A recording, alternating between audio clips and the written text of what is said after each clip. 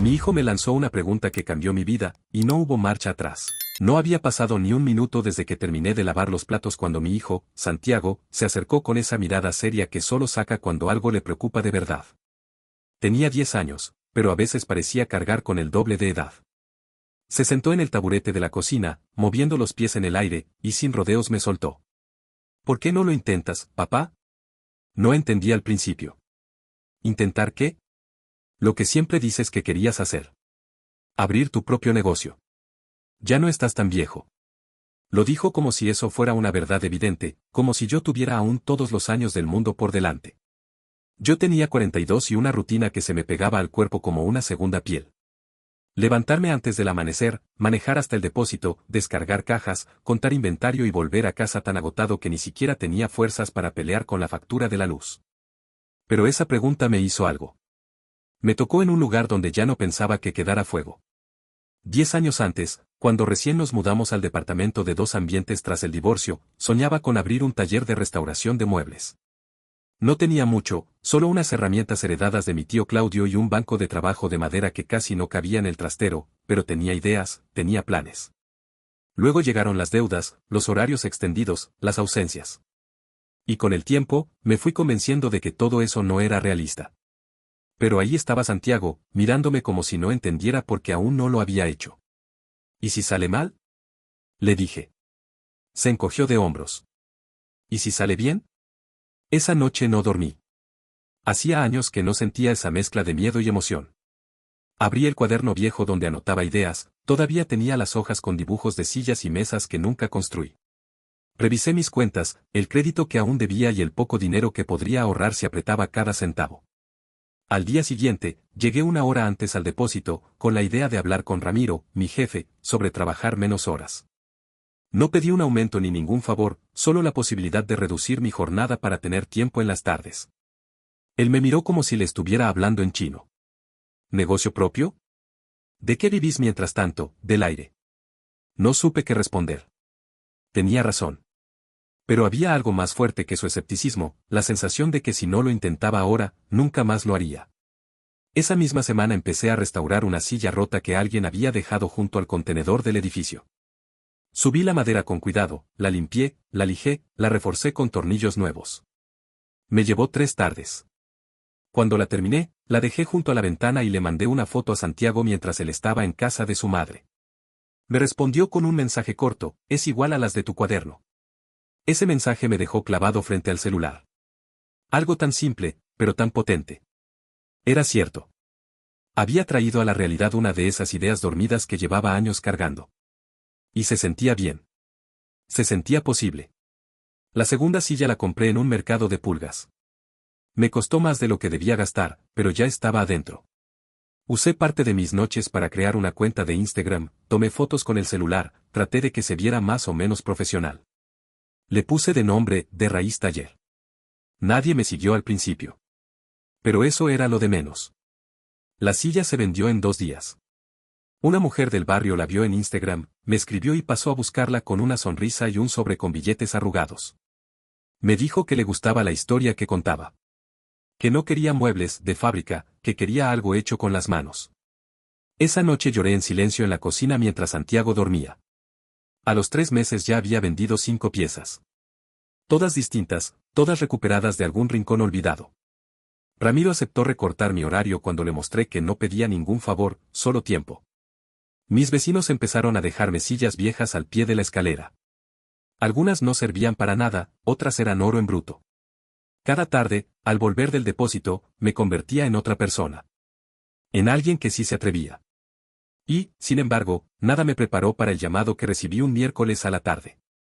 ¿De Raíz Taller? Preguntó una voz femenina. Me gustaría encargar una pieza especial. Mi padre acaba de morir. Quiero convertir su viejo escritorio en una mesa de comedor. ¿Puede venir a verlo? El encargo más personal que había tenido. No sabía si estaba listo. No sabía si era suficiente. Pero fui. Y eso, sin yo saberlo aún, cambiaría por completo el rumbo de todo. Me llevó casi una hora llegar al barrio.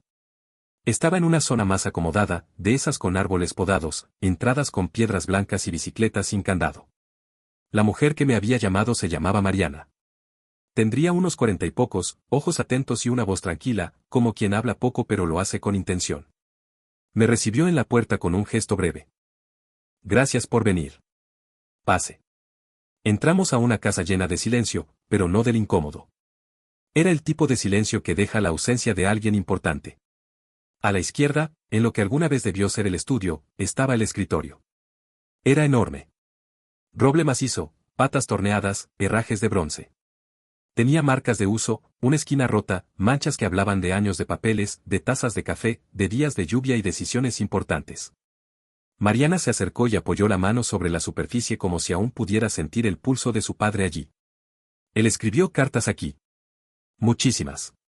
Tenía una correspondencia con un amigo que vivía en Jujuy. También arreglaba cosas de la cooperadora del colegio, y hasta aprendió a usar internet a los 70 para mandar mails. No era solo un mueble. Me quedé callado.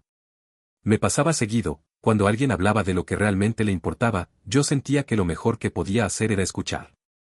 Y ahora quiero que sea una mesa para comer. Me miró con una sonrisa tímida. Para que lo sigamos sintiendo en las sobremesas. No supe qué decir, así que asentí. Me acerqué al escritorio, pasé los dedos por la madera. Estaba seca, con pequeñas grietas, pero aún sólida. La estructura tenía potencial. Como la silla de la ventana, como tantas cosas que tiramos sin mirar dos veces. Va a necesitar cariño, le dije. Pero puede convertirse en algo muy hermoso. Ella respiró aliviada. Eso quiero. Que tenga vida de nuevo. El traslado fue una odisea. Llamé a un amigo, Guille, que tenía una camioneta vieja. Nos llevó casi 2 horas cargarla y subirla a mi taller improvisado, que seguía siendo el balcón cerrado de mi departamento. Tuve que sacar la mesa de la cocina para hacer espacio. Santiago se quejó, pero después terminó comiendo sobre una caja de herramientas con entusiasmo. Le gustaba ver cómo tomaba forma el taller de verdad. Durante las siguientes 2 semanas, trabajé cada noche sobre el escritorio. Lo desmonté con cuidado, guardé cada tornillo en frascos etiquetados, lijé a mano las partes más dañadas, reforcé las patas, reemplacé los tableros partidos. Descubrí notas escritas a lápiz en los bordes internos, números de teléfono y fechas. Me tomé el tiempo de fotografiarlas antes de lijarlas. Fue una restauración lenta, casi meditativa. Me obligó a estar presente, a no correr. Y mientras lo hacía, algo más pasaba dentro de mí. Me descubrí pensando en mi propio padre, del que casi no hablo. Se fue cuando yo tenía 14. Nunca dejó cartas, ni explicaciones. Solo un par de discos y una navaja suiza que terminé perdiendo en una mudanza. No tenía muebles que me lo recordaran, pero sí algo parecido a una herencia, el impulso constante de hacer cosas con las manos. Cuando la mesa estuvo lista, llamé a Mariana. La entregué yo mismo. Su reacción me dejó sin palabras. Se quedó de pie, mirándola, con una mano en la boca. Luego pasó los dedos por el borde como si fuera piel. Me dijo que nunca pensó que iba a parecer tan nueva y, al mismo tiempo, tan suya. Que su papá hubiera estado orgulloso. Me pidió que esperara un momento. Fue a su habitación y volvió con una caja de madera. Esto no estaba en el acuerdo, me dijo, entregándomela. Pero creo que tiene más sentido en tus manos. Adentro había herramientas antiguas. Una gubia, una escuadra de carpintero, y un cepillo de madera con el mango gastado. Tenían grabado el nombre, Roberto G. Su padre. ¿Estás segura? Pregunté. Las usó para construir cosas en casa. Ahora quiero que sigan construyendo, pero con vos. No supe qué decir. Solo asentí. Esa noche me senté en el balcón con Santiago. Le mostré la gubia y el cepillo. Él los tomó con cuidado, como si fueran algo sagrado. ¿Esto es tuyo ahora? Me preguntó. Sí. Pero también tuyo. Si un día querés usarlos, te enseño. Me miró con una seriedad impropia de su edad. Papá, creo que vos sí tenés un superpoder. Ah, ¿sí? ¿Cuál? Haces que las cosas que ya nadie quiere vuelvan a tener sentido. Tuve que mirar hacia otro lado para que no me viera con los ojos brillosos. A los pocos días, Mariana me recomendó con una amiga suya que tenía un aparador heredado de su abuela. Después, un señor que vio mi trabajo en Instagram me ofreció una vitrina antigua que quería restaurar para su nieta. Y de pronto, empecé a recibir mensajes. Personas que no buscaban solo muebles bonitos, sino la posibilidad de recuperar algo perdido. Algo de lo suyo. Algo de ellos. El taller dejó de ser una idea. Se volvió urgente. Y fue entonces, en medio de esa euforia, cuando cometí un error. Uno que no parecía grave, pero que casi me cuesta todo. Lo que pasó con la mesa de Mariana me dio más impulso del que estaba preparado para manejar. Cada vez que alguien me escribía con una historia detrás de un mueble, sentía que estaba haciendo algo más que lijar y barnizar. Estaba ayudando a la gente a cerrar duelos, a reconectar con algo olvidado, a volver a mirar con cariño una parte de su historia. Así llegó el encargo que lo puso todo a prueba. Una tarde, mientras terminaba de aplicar cera a una pequeña mesa de luz, recibí un mensaje de voz por Instagram. Era una mujer, se llamaba Laura. Su voz sonaba cortada, como si tuviera que empujar las palabras para que salieran. Hola. Me pasó tu contacto una amiga. Me dijo que trabajas con muebles antiguos. Yo, tengo algo un poco especial. Es un ropero que era de mi hijo. Se murió hace 3 meses. Tenía 18. No puedo tenerlo más así como está, pero tampoco puedo tirarlo. Me preguntaba si podrías transformarlo en otra cosa. Algo que me sirva, que esté conmigo. Pero sin que deje de ser él, es una locura. Me quedé un rato con el teléfono en la mano. No respondí de inmediato. Me tomé un mate mirando por la ventana, como si en las hojas del árbol de enfrente fuera a encontrar la respuesta. ¿Era una locura? No. Pero sí era algo más difícil que todo lo que había hecho hasta entonces. No era solo carpintería. Era duelo, era memoria, era riesgo. Pero también sentí que, si decía que no, me estaba escondiendo. Y yo ya no era ese tipo de persona. Le contesté esa misma noche. Le dije que sí. Que me encantaría intentarlo. El ropero era inmenso. De pino oscuro, con detalles tallados a mano en las puertas, y una melancolía pegada a la superficie como una segunda capa de barniz. Laura me lo mostró con una mezcla de orgullo y miedo. Lo había tenido en el cuarto de su hijo desde que era chico. Me contó que a los 8 años había dibujado un rayo en una de las puertas con marcador indeleble. Lo taparon con barniz, pero se seguía viendo de fondo, como una cicatriz. Quiero convertirlo en un escritorio. Y tal vez una estantería. Algo que pueda poner en el living. No quiero olvidarlo, pero ya no puedo entrar a su cuarto, me dijo sin mirarme. Ya no puedo más con el silencio ahí adentro. Pasé días sin tocarlo. Solo lo miraba. Me sentaba en el banco con una libreta y garabateaba ideas. Ninguna me parecía digna. Me preguntaba qué haría mi hijo si estuviera en mi lugar. Santiago tenía 10, pero había madurado tanto desde que empezó a verme trabajar en serio, que a veces le pedía consejo como si fuera mi socio. ¿Qué pensás que querría ese chico? Le pregunté una tarde mientras lo ayudaba con la tarea de matemáticas. Santiago levantó la vista, pensativo. Capaz que no quería que todo fuera triste. Capaz quería que su mamá pudiera usar sus cosas sin llorar. Cuando empecé a trabajar el mueble, sentí algo distinto. No era solo esfuerzo físico, era un cuidado casi ritual. Cada corte, cada lija, cada ajuste era lento, deliberado. Respetuoso. Convertí las puertas en los laterales de una estantería. Usé los estantes interiores para hacer la tapa del escritorio, y tallé a mano una réplica del rayo que él había dibujado de chico. No para ocultarlo, sino para dejarlo vivo, visible. Como una marca de autor. Tardé más de lo que había prometido. Y ahí vino mi error. Había acordado entregarlo en 3 semanas. Pero pasaron 5. No quería apurarme, pero tampoco supe cómo explicarlo. Y cuando por fin la llamé para decirle que estaba listo, me respondió seca, con la voz muy baja. Pensé que te habías olvidado. O que te arrepentiste. Fui en persona a entregarlo. El living de Laura era chico, con una luz hermosa que entraba por el ventanal. Cuando vio el escritorio, no dijo nada. Solo se acercó, lo tocó, lo abrió. Al ver el rayo tallado en el lateral, soltó un suspiro. Se sentó en la banqueta, pasó los dedos por la madera. Él hubiera amado esto, murmuró. Vos no sabés lo que hiciste. Yo no dije nada. A veces las palabras solo estorban. Esa noche, de vuelta en casa, me di cuenta de algo. Estaba jugando con fuego. No por lo emocional, eso podía manejarlo, sino porque había empezado a prometer más de lo que podía cumplir. Tenía pedidos atrasados, herramientas que no daban abasto, y el espacio del balcón se había vuelto un caos. Entonces, sin planearlo, cometí el segundo error. Publiqué una historia en Instagram con una frase que me salió del alma: gracias a todos los que confían. Muy pronto se viene el local. El local. Lo escribí sin tener un local, ni contrato, ni idea de dónde saldría el dinero. Pero sentía que tenía que decirlo. Para no darme la opción de volver atrás. Santiago la vio primero. ¿Vamos a tener uno de verdad? Lo miré. Me sonrió como solo él sabe, con esa mezcla de orgullo y confianza que me rompe por dentro. Vamos a intentarlo, hijo, le dije. Vamos a jugárnosla. No sabía que lo que venía no solo iba a costarme dinero, sino también relaciones. Que iba a empezar a perder cosas que creía seguras. Pero ya estaba en movimiento. Y no había vuelta atrás. Conseguí el local más por intuición que por cálculo. Estaba en una esquina medio olvidada del barrio, justo enfrente de una lavandería que parecía haber sobrevivido a todos los cambios del mundo.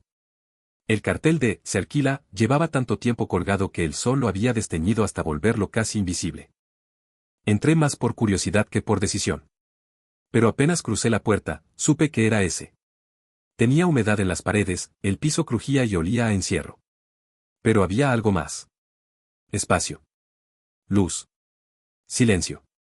Un lugar para empezar de nuevo. Lo sentí. El dueño era un tipo flaco, de anteojos gruesos y pocas palabras. Me pidió 3 meses por adelantado, sin garantías. No podía pagarlo. Pero tampoco podía decir que no.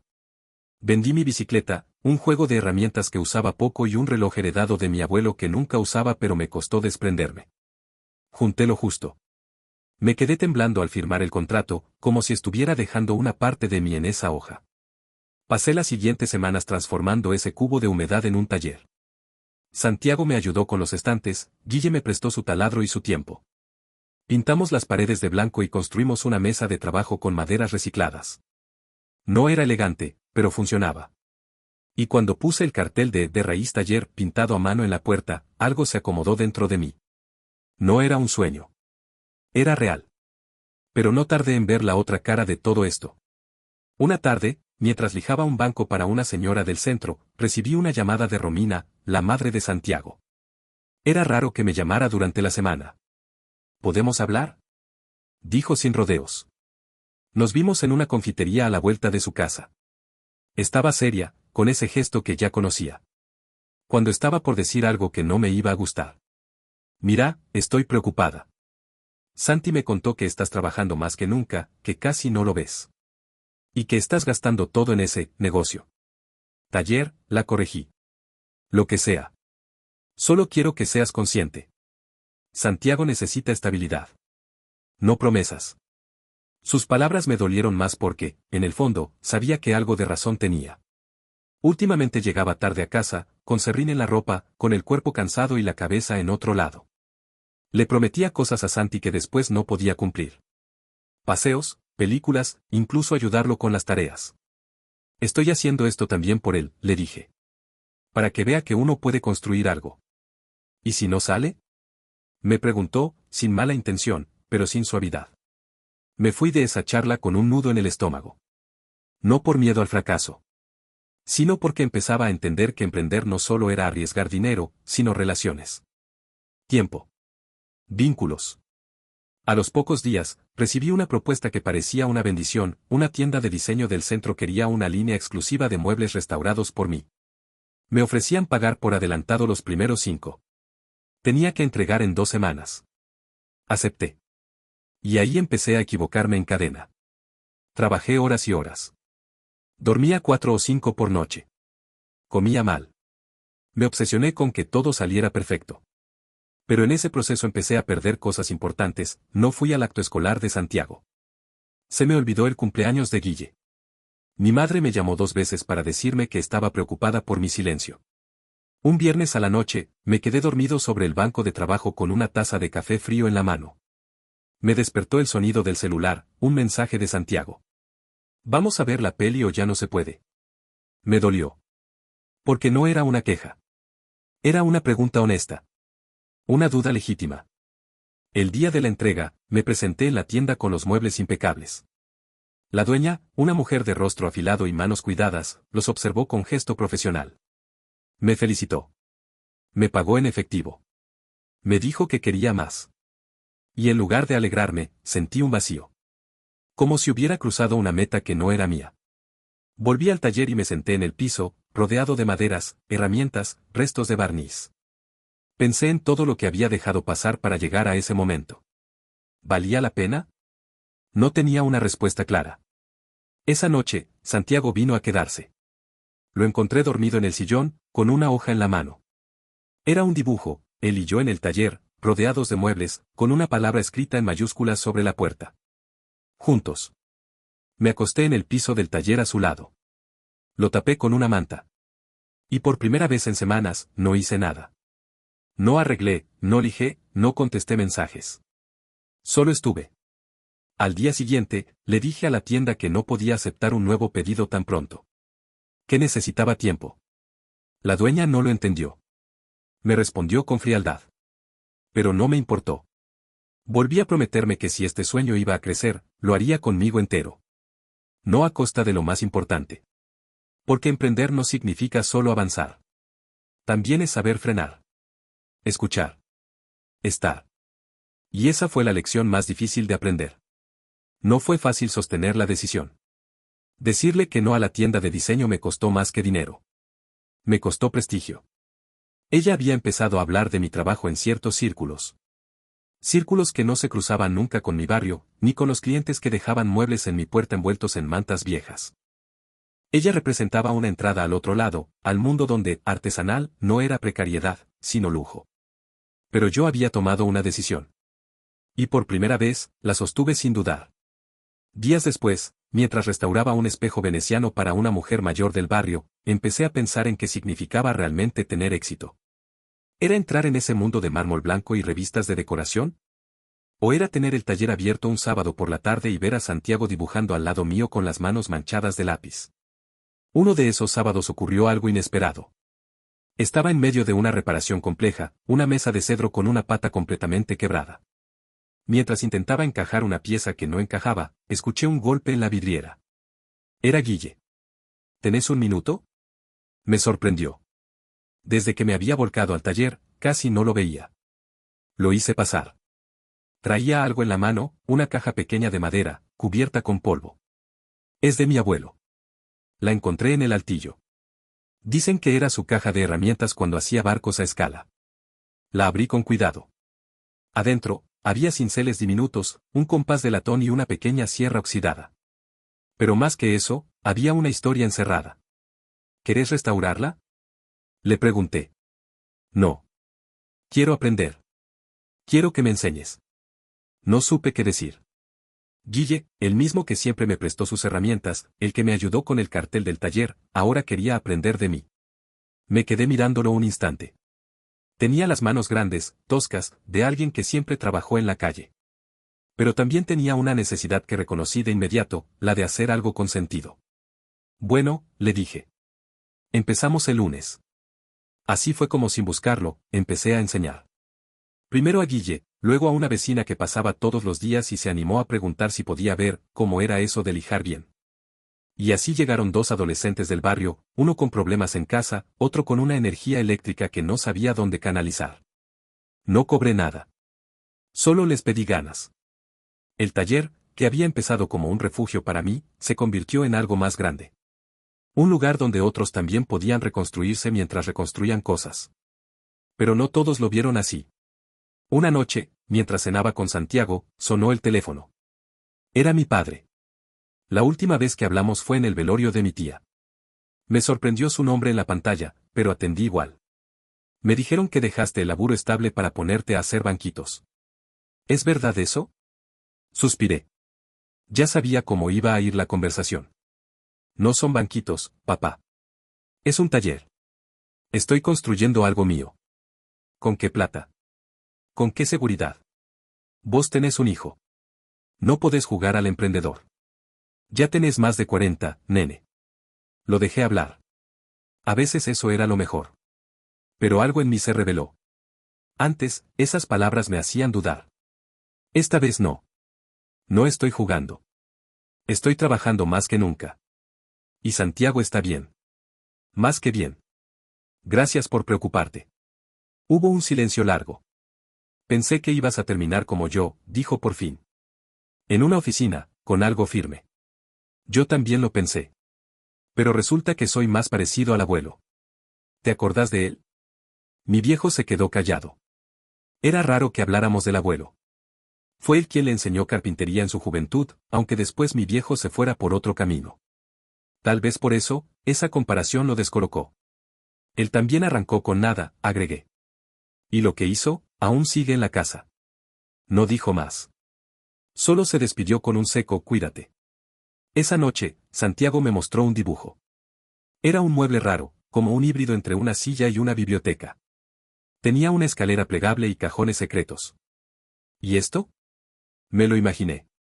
¿Lo podríamos hacer juntos? Lo miré.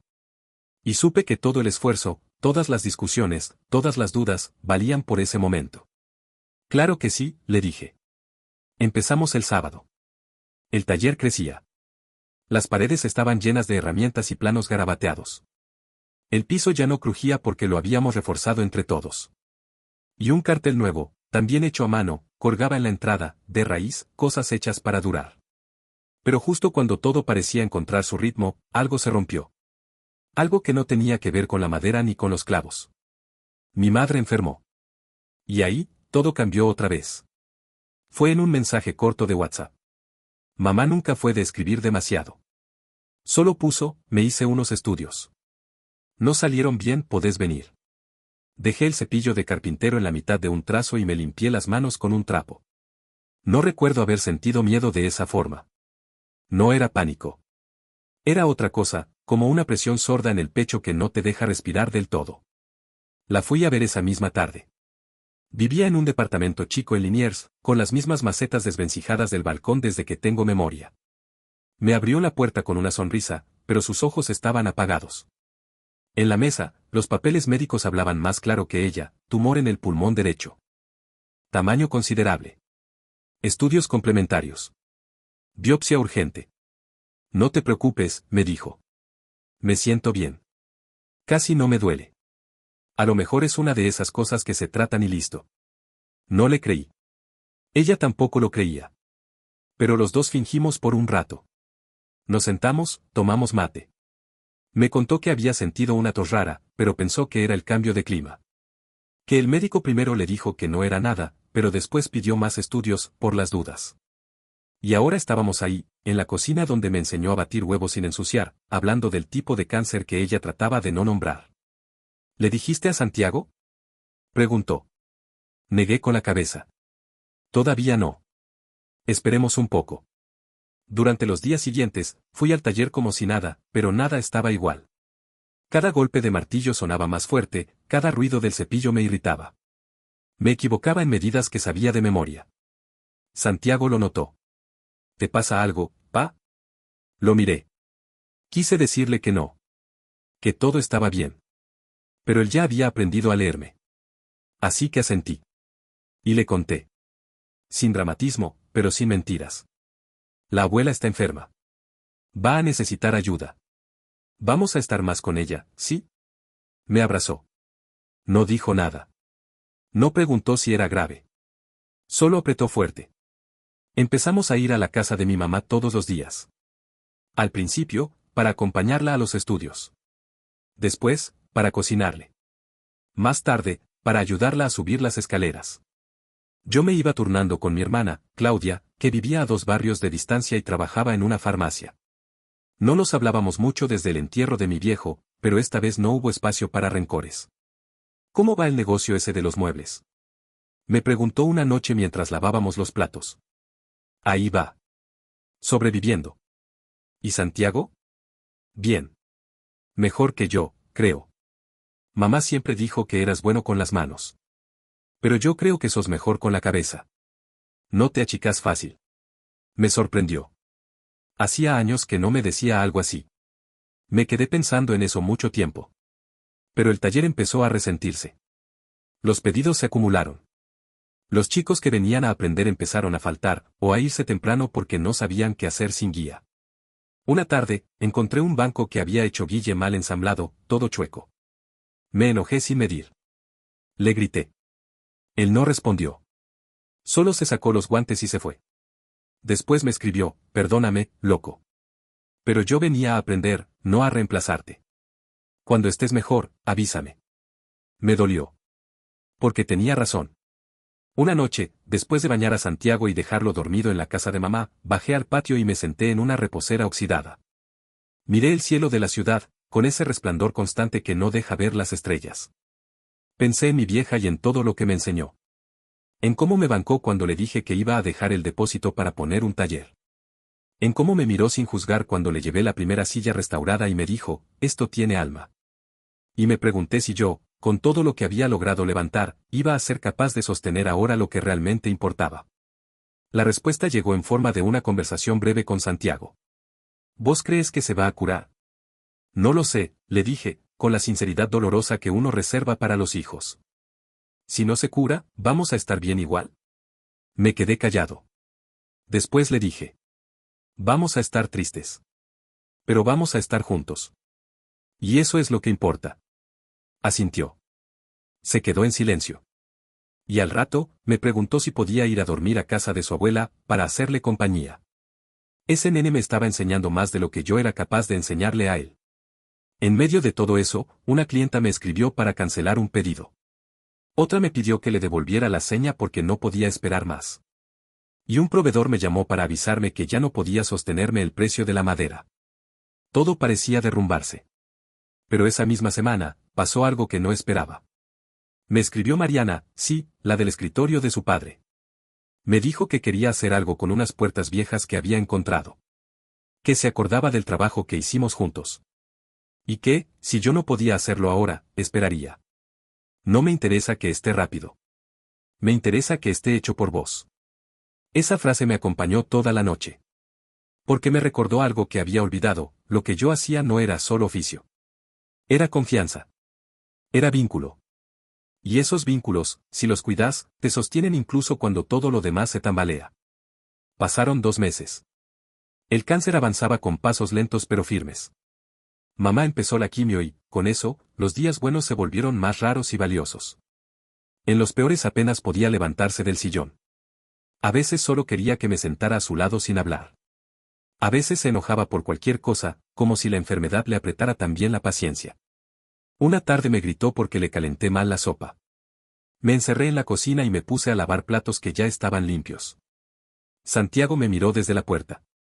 No dijo nada. Solo se acercó, me tocó el brazo y se fue a leer en silencio. Después entendí que no era conmigo. Era con todo. Con el miedo. Con su cuerpo. Con la idea de que, por primera vez, no tenía el control. El taller seguía funcionando, pero a medias. Había reducido los encargos a 1 por vez. Muchos clientes se fueron. Algunos entendieron, otros no. Recibí mensajes fríos, reclamos que me hacían dudar de si estaba haciendo lo correcto. Y sin embargo, no podía estar en 2 lugares a la vez. No podía ser hijo y carpintero a tiempo completo. Una noche, me quedé hasta tarde terminando una alacena que llevaba semanas en pausa. Al clavar el último listón, me di cuenta de que no tenía a quien mandarle la foto. El cliente ya había cancelado. Había hecho el trabajo igual, por costumbre. Me senté en el piso del taller con las herramientas desparramadas alrededor y una soledad muda en el pecho. Entonces me sonó el teléfono. Era Guille. ¿Tenés mate? Tengo hierba vieja, pero sí. Llego en 10. Cuando apareció, traía una bolsa con facturas y un termo recién cargado. Se sentó frente a mí, entre los restos de madera y los planos arrugados, y durante un buen rato no dijo nada. Solo cebó. Vi la publicación esa que hiciste, dijo al fin. ¿Cuál? Esa en la que decías que el taller estaba pasando un momento difícil, pero que ibas a seguir igual. Que ibas a sostenerlo con las manos si hacía falta. Asentí. No había sido una publicación muy popular. Pero necesitaba escribirla. Bueno, agregó. No hace falta que lo sostenga solo. Lo miré. Estoy, dijo simplemente. Para ayudarte. Con lo que sea. No tardó en volver a trabajar conmigo. Y no volvió solo. Uno de los chicos del barrio, Brian, que había dejado de venir cuando me ausenté, también regresó. Dijo que tenía tiempo libre y quería hacer algo que no fuera boludear con el celular. Después vino Nati, una vecina de mi mamá que siempre preguntaba por los muebles y un día se animó a traer una silla rota. Y así, sin darme cuenta, el taller volvió a tener ruido. No era un ruido de máquinas. Era un ruido de vida. Voces, ideas, pequeñas discusiones sobre cómo resolver una unión complicada o qué barniz usar. Y en el medio, risas. Mamá empeoró a mediados de junio. Fue como si el cuerpo dijera basta de repente. Perdió el apetito. Dejó de mirar series, de leer, de pelearse con los noticieros. Cuando le llevé un florero que hicimos con restos de petiribí, me lo agradeció como si fuera una reliquia. Esto sos vos, me dijo. Vos convertís cosas viejas en algo nuevo. Ojalá yo pudiera. Me quedé con eso grabado. Esa noche le llevé a Santiago al taller, le di una tablita y le dije que dibujara lo que quisiera. Hizo un árbol torcido, con raíces largas y ramas que parecían moverse. ¿Y esto? Es la abuela. Porque aunque se caiga, está conectada a todo. Lo colgué en la pared del fondo. Hasta hoy sigue ahí. El final no fue repentino, pero tampoco largo. Fue un miércoles frío. Claudia me llamó a las 5:30 de la mañana. Ya está, me dijo, y no necesitó explicar más. Fui con Santiago. Nos sentamos al lado. Ella tenía los ojos cerrados, el cuerpo liviano, casi de otro mundo. Le acaricié la frente. No lloré. No aún. Santiago se acercó y puso su dibujo sobre su pecho. Después me abrazó. Y ahí sí, me quebré. El velorio fue íntimo. Solo familia cercana y 2 o 3 amigas que hacía años no veía. Alguien trajo empanadas. Claudia contó anécdotas. Yo no hablé. No me salían las palabras. Pero después, en casa, me senté a escribir. No para leerlo en voz alta, sino para que no se me escapara lo que sentía. Y una frase quedó grabada en la hoja: no hay mueble más firme que el que uno arma con amor, aunque le falten piezas. Volví al taller 3 días después. Lo primero que hice fue lijar una silla. Una cualquiera. Solo para sentir la resistencia de la madera, el aroma del polvillo, la vibración que vuelve cuando haces algo con sentido. Y al terminar, me encontré con algo inesperado. En el banco de trabajo, alguien había dejado un paquete. Un sobre marrón. Dentro, una carta. Era de Mariana. Quise mandarte esto antes, pero me pareció que había que esperar. Cuando falleció mi papá, yo también sentí que algo se rompía para siempre. Pero aprendí que hay cosas que se pueden volver a armar, aunque queden distintas. Lo que haces con las manos también llega al corazón. Gracias por eso. Siempre que necesites, acá estoy. Volví a guardar la carta en el sobre. La puse en el primer cajón del banco. No la leí de nuevo. No hacía falta.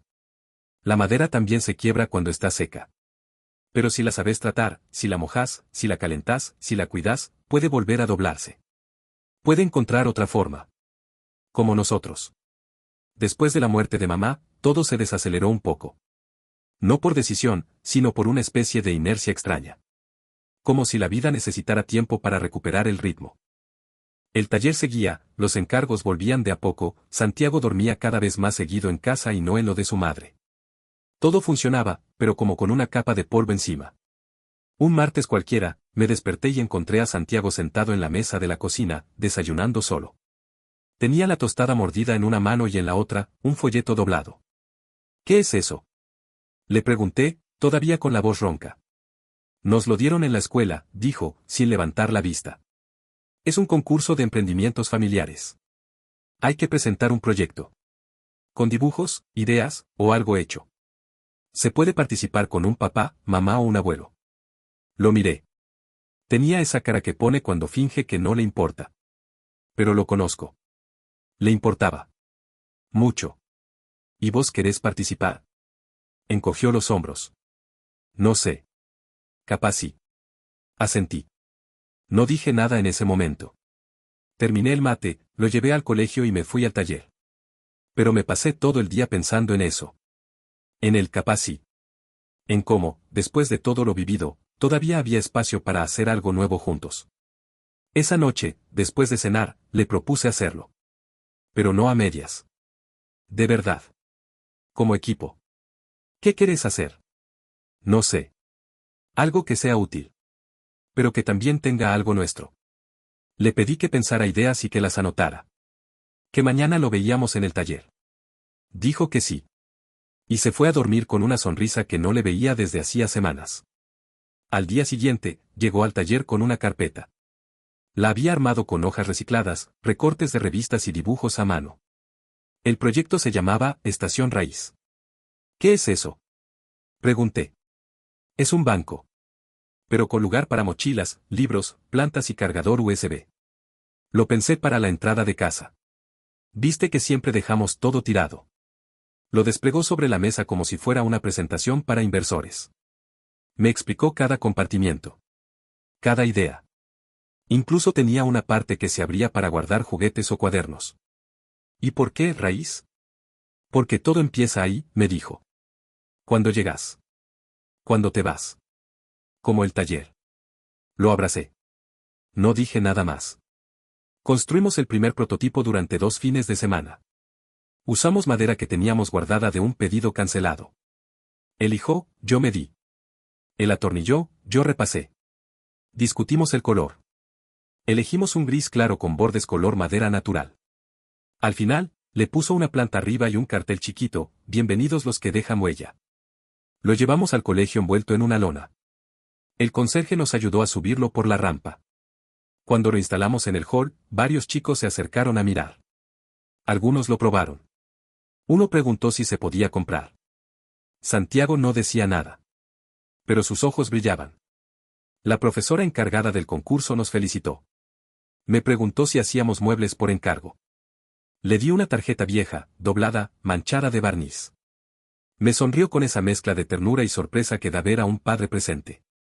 No hay muchos que se tomen el tiempo, me dijo. Gracias por eso. Y ahí entendí que no importaba si ganábamos. Lo que habíamos hecho ya estaba completo. Ya había cumplido. Pero ganamos. Una semana después, nos llamaron a una pequeña ceremonia en el Zoom. Había otras familias, otros proyectos. Todos hermosos. Pero cuando nombraron Estación Raíz como ganador, Santiago se quedó quieto. Me miró. Y corrió al escenario solo. Subió, saludó, y recibió el diploma como si lo hubiera hecho toda su vida. Cuando volvió, me susurró. Después lo colgamos en el taller, ¿no? Obvio. Esa noche, me llegó un mensaje por Instagram. Era una mujer que había estado en la presentación del colegio. Vi el mueble que hicieron con tu hijo. No solo es hermoso. Tiene alma. Me gustaría encargar uno similar para una escuelita comunitaria, podríamos hablar. Me quedé mirando el mensaje durante minutos. Y pensé en todo lo que había tenido que pasar para llegar ahí. La pregunta de Santiago, el primer encargo, la muerte de mamá, la pérdida de clientes, la recuperación lenta. Pensé en cómo a veces la vida se mueve como una sierra, con fuerza, con fricción, pero también con precisión. Y si sabes seguir el ritmo, podés cortarlo más duro. Le respondí que sí. Que claro que podíamos hablar. Al día siguiente, cuando abrí el taller, pegué el diploma en la pared del fondo. Santiago lo miró desde lejos y me dijo. Este es el primero. Pero no el último. ¿El primero de qué? De lo que vamos a hacer juntos. Y por primera vez, no me asustó pensar a futuro. No me pareció una promesa pesada ni un sueño arriesgado. Me pareció algo posible. Algo real. El taller ya no era solo un lugar donde se arreglaban cosas viejas. Era un lugar donde se empezaban cosas nuevas. Y lo mejor todavía estaba por venir. Era un lunes de esos que empiezan lentos, con olor a café recalentado y una pila de cosas por hacer que parece más grande que el día. Había dormido mal. Santiago había pasado la noche en lo de su madre y el taller estaba en ese punto intermedio, sin urgencias, pero con mucho por delante. Estaba lijando el marco de un espejo antiguo cuando escuché un golpe seco en la puerta. Levanté la vista y lo vi. Mi padre. No venía desde el velorio de mamá. Ni una visita, ni un llamado. ¿Tenés un rato?, preguntó sin rodeos. Le hice un gesto para que pasara. Se sentó sin mirar demasiado alrededor. Como si el lugar lo incomodara, como si todo lo que había construido ahí no le dijera nada. Vi la nota, dijo. ¿Qué nota? La de la escuela de Santiago. Una amiga de Claudia me la mandó. ¿Salieron en el diario local? No. Asentí. Era verdad. Una semana antes, alguien del diario del barrio había venido a sacarnos una foto con el proyecto del concurso. Nada grande. Pero ahí estábamos, Santiago con su sonrisa torcida, yo con las manos manchadas, los dos al lado del banco, estación raíz. No pensé que leyeras esas cosas. Yo tampoco. Pero me la mandaron. Y, no sé. Me quedé pensando. Lo esperé. No sabía a qué venía realmente. Pero algo traía entre manos. Mira, dijo al fin. No vine a felicitarte. Tampoco a criticarte. Vine porque, bueno, hay algo que me tengo que sacar de encima. Apoyó las manos en las rodillas. Estaban más temblorosas de lo que recordaba. Hace años que no entiendo lo que haces. No entendí cuando dejaste tu trabajo estable, no entendí cuando te metiste en esto de los muebles, y mucho menos entendí que pusieras a tu hijo a lijar madera. Pensé que estabas haciendo todo mal. ¿Y ahora? Ahora veo que algo hiciste bien. No sé cómo. Pero lo hiciste. Me quedé en silencio. No porque me faltaran palabras, sino porque me pareció más justo dejarlo hablar. Yo con vos no supe. Fui duro. Te exigí cosas que ni siquiera entendía. A tu edad, yo ya estaba metido en una rutina que me ahogaba. Y te quise meter ahí a vos, para no sentirme tan solo. Y vos te saliste del molde. Me jodió. Mucho. Se limpió las manos con un pañuelo que sacó del bolsillo. Tenía los ojos húmedos. No te pido que me perdones. Solo que me dejes ver un poco de esto. De lo que estás armando. No es un museo, viejo. Lo sé. Pero quiero ayudar. Aunque sea alcanzando tornillos. Lo miré. Durante años había soñado con ese momento, con esa apertura. Pero ahora que lo tenía enfrente, me parecía irreal. ¿Estás seguro? Asintió. Y se levantó. Hoy no. Hoy solo vine a decirlo. Pero si mañana pasas el mate, yo vengo. Se fue sin darme tiempo a responder. Al día siguiente, apareció a las 8 en punto. Con medialunas. Lo puse a cortar tablas. Le expliqué cómo usar la ingletadora. Se equivocó 3 veces. Se enojó. Después se rió. Esto es más difícil que la contabilidad. Sí, pero más lindo, le dije. Esa misma semana recibí una propuesta inesperada. Una arquitecta que había visto nuestro proyecto en redes me ofrecía un lugar en una feria de diseño en Palermo. 3 días. Cientos de asistentes. Muebles sustentables. Diseño con historia. Queremos que muestres tu línea de piezas con Santiago. Eso es lo que lo hace especial, dijo. Me dio vértigo. No tenía stock, ni stand, ni idea de cómo preparar eso. Pero acepté. ¿Estamos locos? Le dije a Santiago cuando se lo conté. Un poco, me respondió, riendo. Pero del tipo bueno. Nos pusimos a trabajar como si tuviéramos tiempo de sobra, aunque no lo teníamos. Cada tarde después del colegio, Santiago dibujaba ideas, elegía nombres. Banco nido, repisa cometa, silla refugio. Cada una tenía un porqué. Y yo las hacía realidad. Mi viejo también venía. Se convirtió en el que se encargaba de las terminaciones. Lijaba, barnizaba, acomodaba. No hablaba mucho. Pero estaba. La feria fue un torbellino. 3 días intensos. Gente que pasaba, que preguntaba, que se sorprendía.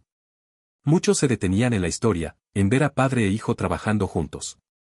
Pero lo que más llamó la atención fue otra cosa, la nota escrita por Santiago al lado de cada pieza. Cada mueble tenía su historia. Una razón. Una emoción. Y eso, al parecer, no se vendía en ningún otro stand. Vendimos todo. Nos fuimos con el auto cargado solo de herramientas y un cansancio feliz que no sentía desde hacía años. Esa noche, de regreso, Santiago se quedó dormido en el asiento. Mi viejo miraba por la ventana. No pensé que iba a decir esto, dijo, pero hoy fue uno de los mejores días de mi vida. Lo miré de reojo. ¿Por qué? Porque por primera vez, sentí que estaba sumando. No exigiendo. En casa, mientras lo acostaba, Santiago murmuró algo medio dormido. Esto no es solo un taller, ¿no? ¿Y qué es?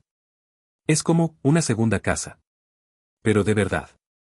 Me quedé mirándolo. Y supe que tenía razón. No era solo madera.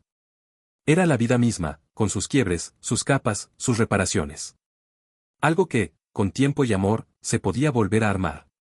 Diferente. Pero firme. Como nosotros. Después de la feria, algo cambió. No fue inmediato, pero se notaba. Llegaban más mensajes. Pedidos. Preguntas. Un estudio de interiorismo de zona norte nos pidió un presupuesto para 10 bancos nido. Una madre de Córdoba quería una repisa cometa para la habitación de su hija. Incluso un periodista del suplemento de emprendedores del diario La Nación pidió hacer una nota. Yo decía que no sabía qué estaba pasando. Pero en el fondo sí lo sabía. Era el resultado de algo que habíamos venido sembrando sin darnos cuenta: honestidad, historia, tiempo compartido. Las cosas que no se pueden comprar, pero que todos buscan. Esa semana, Guille vino con una idea. Traía una hoja impresa con un loguito en borrador y la palabra cooperativa. ¿Y si lo hacemos más grande?, dijo. No hablo de crecer por crecer. Hablo de sumar gente, de darle laburo a otros. Como lo hiciste conmigo. Me quedé mirándolo. Era una locura. Pero también era lógico. El taller ya estaba vivo. Ya tenía más manos, más voces, más historias. ¿Por qué no darle forma? ¿Por qué no armar algo colectivo, algo que no dependiera solo de mí? Pero esto cambia todo, le dije. Yo empecé esto con una silla y una pregunta de mi hijo. Y ahora tenés respuestas. Compartílas. Nos reunimos con un contador amigo. Le explicamos que queríamos armar una cooperativa pequeña, formal, sin fines de lucro. Que buscábamos dar lugar a oficios olvidados, capacitar, incluir. El tipo se rascó la cabeza y dijo: les va a llevar tiempo. Pero no es imposible. Empezamos con trámites, papeles, reuniones. Todo lo que me alejaba de la madera y me acercaba a algo más grande. Me asustaba. Pero también me hacía sentir útil de otra forma. Como cuando ayudas a poner los cimientos de una casa, aunque no vayas a vivir ahí. Mientras tanto, Santiago seguía dibujando ideas. Una tarde me trajo algo diferente. No era un mueble. Era un mapa. ¿Y esto? Es el taller, pero más grande. Con sala de herramientas, cocina, biblioteca, y un patio para que los chicos jueguen mientras los grandes trabajan. Me lo dijo así. Como quien te lee el futuro con la simpleza de una idea dibujada a lápiz. Le sonreí. Me agaché a su altura. ¿Y ese rincón de allá? Ese es para vos. Para cuando estés viejo. Para que sigas haciendo lo que te gusta, pero tranquilo. Me reí. No por el chiste, sino porque me conmovió la ternura de ese rincón inventado. Un sábado, vino Laura. Sí, la del escritorio hecho con el ropero de su hijo. No la veía desde entonces. Apareció con un termo y bizcochos. Solo quería ver cómo seguías. Y contarte algo. Nos sentamos en la vereda, bajo la sombra del toldo. Santiago estaba adentro, pintando con Nati unos estantes. Me anoté en un curso de carpintería. En un centro cultural. No es como esto, claro. Pero, quiero aprender. ¿Por qué? Porque cuando hiciste aquel escritorio, me dejaste pensando que lo que se transforma no desaparece. Solo cambia de forma. Quiero aprender a hacer eso. No solo con los muebles. Con mi vida. La miré. No supe qué decir. Así que le ofrecí quedárselo más fácil. ¿Querés venir una vez por semana? No te cobro. Pero vas a tener que barrer, ¿eh? Trato hecho, me respondió. Y ahí supe que el taller había dejado de ser mío hacía rato. Esa misma noche, Santiago me pidió una charla, de grande. Quiero hacer un canal de YouTube del taller. Con vos. Explicando cosas. Cómo lijar, cómo elegir la madera. Pero también cómo trabajar con amor. ¿Vos me dejarías? No soy de las redes. Apenas me manejo con Instagram. Pero lo miré y entendí que lo que él quería no era fama. Quería contar lo que habíamos vivido. Como forma de agradecer. Como forma de dejar huella. Dale, le dije. Pero vos editás. La primera semana tuvimos 36 suscriptores. La segunda, 200. En un mes, uno de los vídeos, uno donde Santiago explicaba por qué a veces un mueble viejo puede tener más valor que uno nuevo, se volvió viral. No como los vídeos de baile o bromas, no con millones. Pero sí con miles de personas comentando cosas que nos tocaron. Mi abuelo también arreglaba cosas. Me hiciste acordar. Me hiciste llorar, Santiago. Gracias por recordarme que lo simple también es importante. Ahí entendí que estábamos haciendo algo más que muebles. Estábamos reconstruyendo algo que parecía perdido, la paciencia, la dedicación, la idea de que lo que uno hace con las manos puede cambiar lo que uno siente por dentro. Una noche, me senté solo en el taller. Todos se habían ido. Incluso Santiago se había quedado a dormir en lo de su madre. Abrí una cerveza. Apagué las luces. Solo dejé encendida la del banco de trabajo.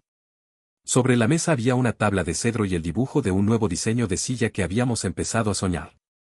Y me acordé de aquella primera pregunta. ¿Por qué no lo intentas, papá?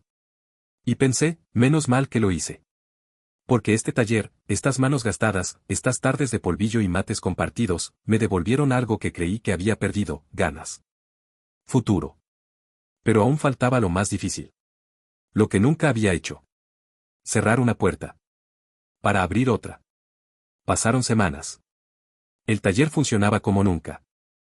Había movimiento, risas, madera cortada en ángulos precisos y manos que ya no temblaban de inseguridad. Santiago y yo subíamos vídeos cada martes, y aunque no era viralidad lo que buscábamos, la comunidad crecía. Comentarios, correos, propuestas. Pero había algo que no podía seguir ignorando. Mi cuerpo empezó a pasarme factura. Dolor en la espalda baja. Hormigueo en las manos. Me costaba dormir. El médico me dijo que era una mezcla de sobreesfuerzo y estrés. Que necesitaba frenar. No parar, pero frenar. Me recomendó hacer menos. Delegar. Yo asentí. Mentí. Como hacen los que no quieren soltar. Una tarde cualquiera, mientras intentaba levantar una caja pesada solo, mi viejo me detuvo con un gesto seco. Para. Vos no podés seguir así. Estoy bien, mentí de nuevo. No. No estás. Y si seguís negándolo, te vas a romper en serio. Ya no sos un pibe. Me quedé quieto. Hiciste algo grande. No lo destruyas por no saber bajarte un rato. Esa noche, hablé con Guille. Le conté lo que me había dicho el médico. Lo que me había dicho mi viejo. Lo que no me quería decir a mí mismo. Creo que necesito dar un paso al costado. No irme. Pero sí, aflojar. Guille se quedó en silencio. Después apoyó la mano sobre la mesa y dijo. Ya lo sabíamos. Solo esperábamos que lo dijeras vos. No sentí alivio. Sentí vértigo. Porque el taller había nacido conmigo. ¿Cómo se sigue si el que lo empezó se corre del centro? No quiero que esto se vuelva algo frío. No quiero que pierda alma. No va a pasar. Porque ya no depende solo de vos. Depende de todos. Los días siguientes fueron raros. Le conté a Santiago. Lo entendió, pero no le gustó. ¿No vas a venir más? Sí. Pero menos. Solo a mirar. A enseñar. A tomar mate. No es lo mismo. Lo sé. Pero es lo que necesito. Y vos también. Esto tiene que seguir creciendo sin que yo lo controle todo. Se quedó callado. Después dijo. Entonces voy a ir más yo. La cooperativa quedó en manos de Guille, Laura y Nati. Yo quedé como una especie de maestro honorario. Un rol que inventamos para no decir el que ya no puede hacer tanto, pero sigue importando. Y, para mi sorpresa, todo siguió funcionando. Me dediqué a enseñar. A recibir a quienes venían por primera vez. A sentarme con los nuevos y mostrarles cómo se elija con paciencia. A contarles que la primera silla la hice con miedo, y que ese miedo fue parte del proceso. Una vez por semana, Santiago me traía un diseño nuevo. A veces bueno, a veces un desastre. Pero siempre suyo. Y eso bastaba. Un domingo, fui a visitar a Claudia. Quería mostrarme algo. Lo encontré en una caja de mamá, me dijo. Mira. Era un cuaderno viejo. De tapas duras, gastadas. Lleno de notas, recetas, cuentas, fechas. En una hoja del medio, reconocí mi nombre. Y un párrafo escrito con esa letra inclinada suya. Mi hijo no siempre elige el camino fácil. Pero elige con el corazón. Algún día entenderá que eso también es una forma de éxito. Y yo lo voy a estar mirando, desde donde sea. Me quebré ahí mismo. Como un tablón que se astilla sin previo aviso. Lloré con el cuaderno en las manos y un café frío al lado. Esa noche, en el taller, colgué esa hoja enmarcada en la pared del fondo. Justo al lado del dibujo de Santiago del árbol con raíces. Ahora sí, le dije en voz baja. Ahora esto está completo. Una semana después, llegó una propuesta que nos tomó por sorpresa. Un centro cultural de La Boca quería armar un espacio de oficios con enfoque comunitario. Nos ofrecían colaborar, enseñar, replicar el modelo del taller. Era una locura. Un salto. Pero era también lo que seguía.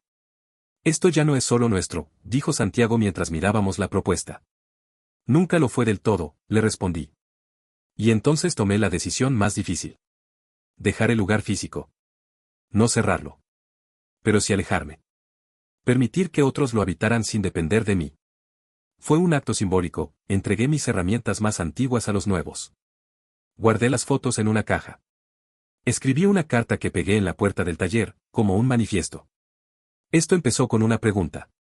Y siguió porque alguien creyó que lo valía. Si estás acá, es porque también querés construir algo. No te apures. Escucha a la madera. Escucha a los demás. Y sobre todo, escúchate. No se trata de hacer muebles. Se trata de hacer algo con sentido. El día que me fui, lo hice solo. No quise despedidas ni aplausos.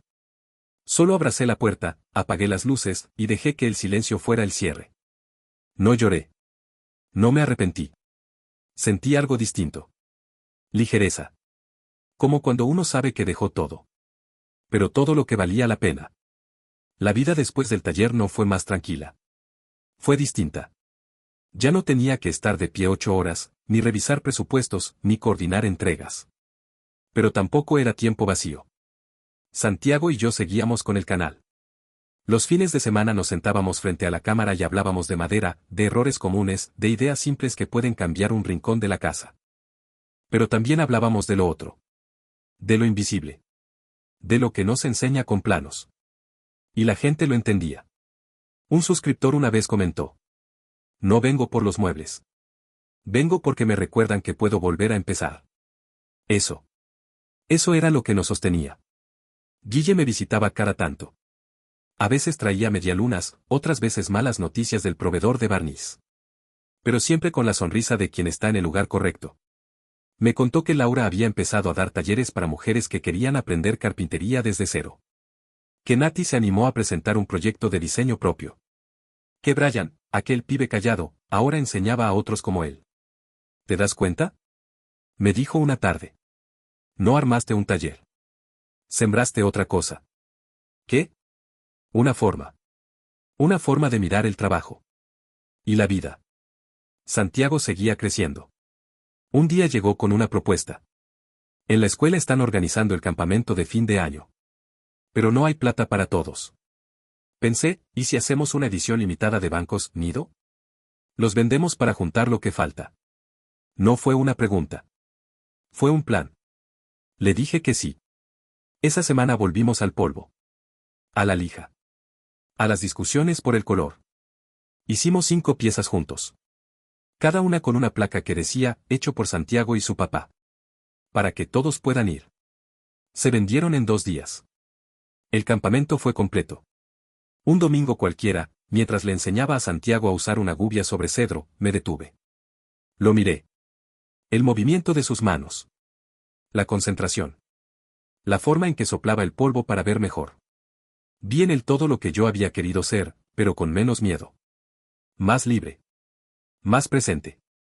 ¿Sabes qué es lo más difícil de la carpintería? Le pregunté. ¿Qué? Saber cuándo parar. Cuando ya es suficiente. Me miró con una media sonrisa. ¿Y en la vida?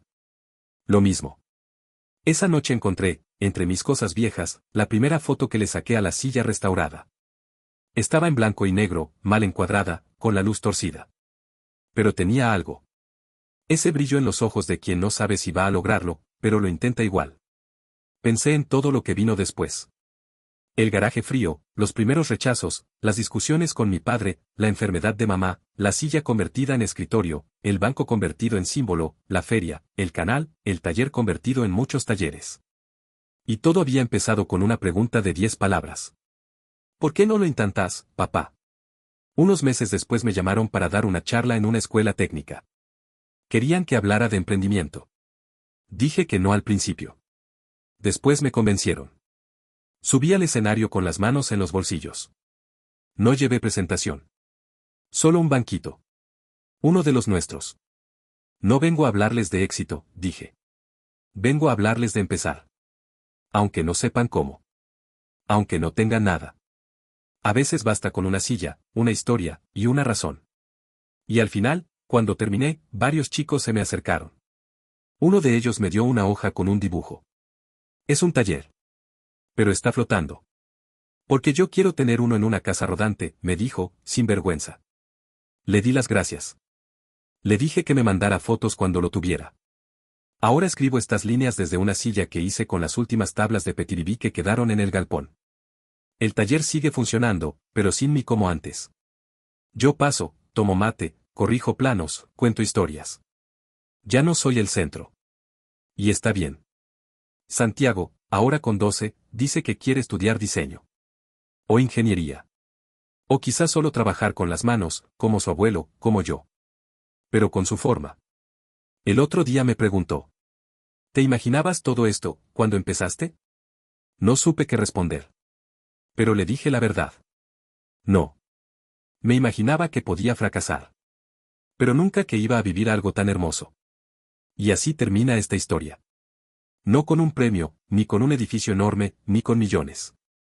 Sino con algo más real. Un banco sencillo. Un padre y un hijo. Y una vida construida, no soñada. Hecha con madera, errores, abrazos y preguntas. ¿Cómo deben hacerse las cosas que duran?